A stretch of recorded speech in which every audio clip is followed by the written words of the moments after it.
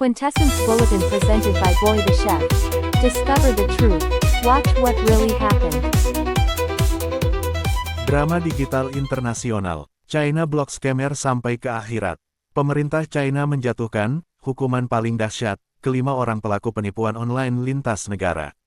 Kenapa heboh? Dunia digital sekarang bukan cuma takut kena beku akun, tapi juga beku napas.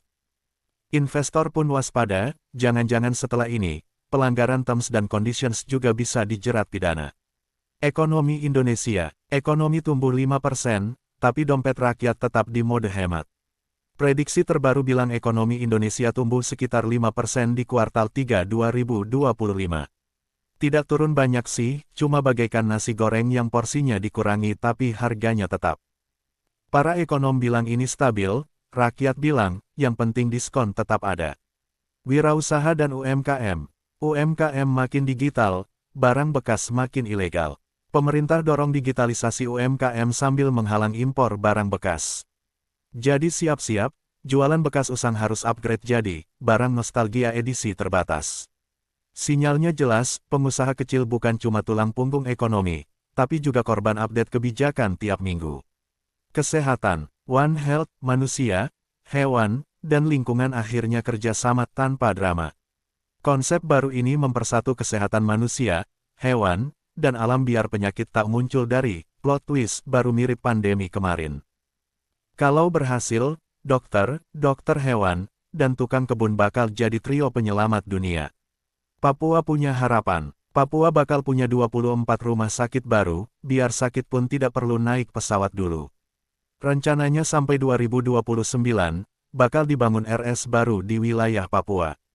Akhirnya warga bisa periksa ke dokter tanpa perjalanan seharga tiket ke Jakarta. Semoga dokternya bukan cuma ada di brosur.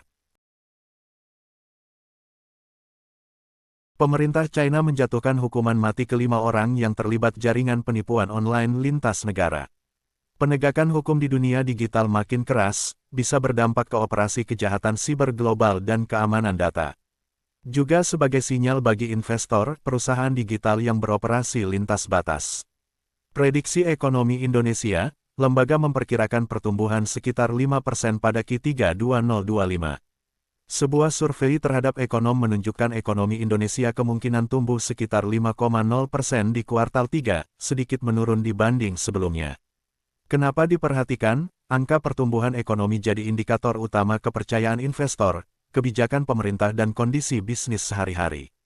Wirausaha UMKM, arah kebijakan nasional, digitalisasi UMKM dan perlindungan terhadap barang bekas impor, sinyal bahwa wirausaha skala kecil kesehatan, pendekatan One Health, integrasi kesehatan manusia hewan lingkungan di Indonesia sebagai upaya penanggulangan penyakit baru zoonosis.